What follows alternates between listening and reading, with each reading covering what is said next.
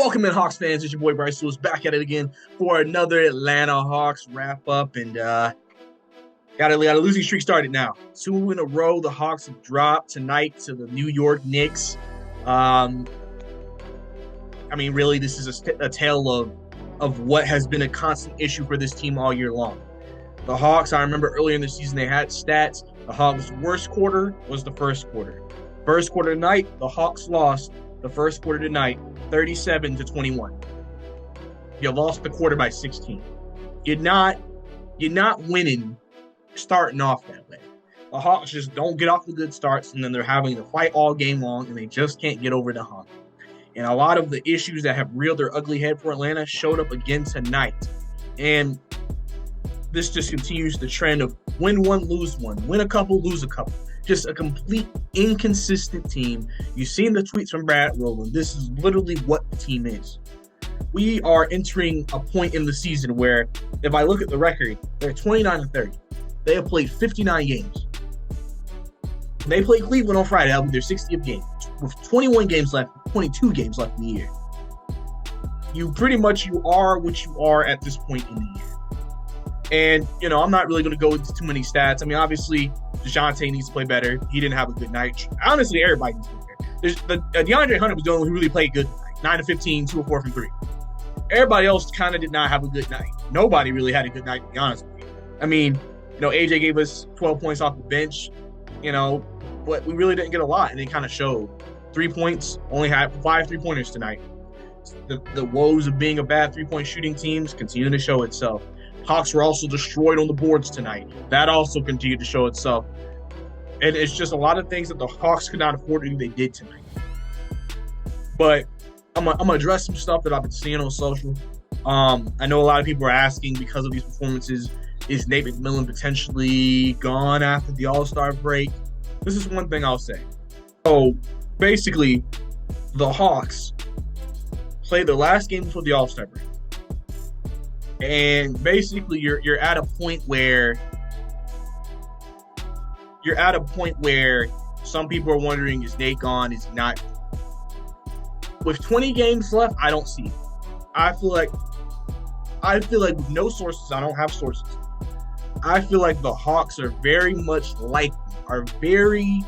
very likely to probably move off of Nate McMillan after the season. I would say there's a 90 to 95% chance that happens either by stepping down or retiring. And I think with that maybe being known around the organization, they're not going to fire him. And I think, obviously, people don't want to hear that, but that's kind of the case. That's kind of the situation that the team is in right now. And I think the biggest thing I think that is most frustrating is, I've said this multiple times and I will continue to say it, I feel like Nate McMillan does not utilize and maximize the talent of these players, and you see it. That's why so many players on this team are inconsistent. See, here's the thing. When you watch the product on the court, if the team is bad, you see bad play, it's easy to say the players. But you really have to read between the lines. I'm going to ask you this, and you can make this determination for yourself. Do you feel like the Hawks you've seen this season is the best version of this team? Like, this is the best we are, and we're just not good? Or do you feel like we're not clicking, or we haven't hit a stride? Like, have the Hawks, outside of that 5-game winning streak, I guess, ever felt like they hit a stride this season? Not really. It feels like they've just kind of been up and down all year long. And I think that reflects off the coaching staff. And listen, I'll continue to bring this example up, the Boston Celtics example with Ime Udoka. Literally, same talent. And he took them to the finals. The previous year, they lost in the first round in 5 games, I think. Like, that doesn't just happen overnight. The players just don't become good overnight. That means talent was already there. You just need another voice and another system and another culture leading it. And I think that's what's happening with the Hawks right now, is that they just need another. I think everybody just kind of sits there and says, yeah, there needs to be another voice. There needs to be another person who leads the charge. There needs to be another person who gets these guys together. That's the only reason why I would advocate for not necessarily blowing the team up, just to see what it's like under a different direction, a different, regime in terms of coach. Because, like I said, there's just inconsistent basketball, and I think that can just go from Nate McMillan to obviously, yes, players also take responsibility in that as well.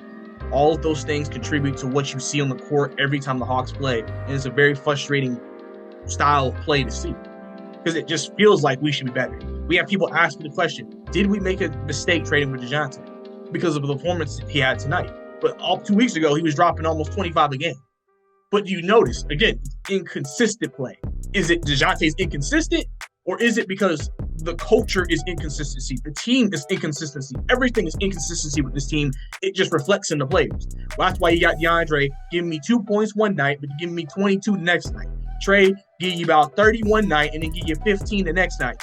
It just seems like even with Trey, you've noticed just such an inconsistency. You've noticed just such a all-around, just all over the place type of play. Like, you've noticed all of those things. And that's not a coincidence to me. That's not a coincidence to me. That is a situation of that could just be what the culture is. And the reason why you don't see players mad after these games is because they might be checked out. I don't want to say they quit, because that's not what they're doing. But I feel like there is a sense of, we've tuned out Nate. So obviously, if you've tuned out your head coach, you're not going to be getting peak basketball from that team. That's just as simple as it gets. You're just not, because if you kind of need that person that kind of sets you up, which is supposed to be your coach. And if you're not going to listen to the coach, you're not bought into the coach, then are you really going to hit the screens harder? Are you going to trap harder? Are you going to rebound and play with energy as much if you're not bought in? Like, be honest. You're not. And I think that's why you see such inconsistency on a nightly basis. And I think that's what makes things tough. I think watching this team, it sucks. And it just showed his head tonight, right before the All-Star break against the Knicks, getting destroyed in Atlanta.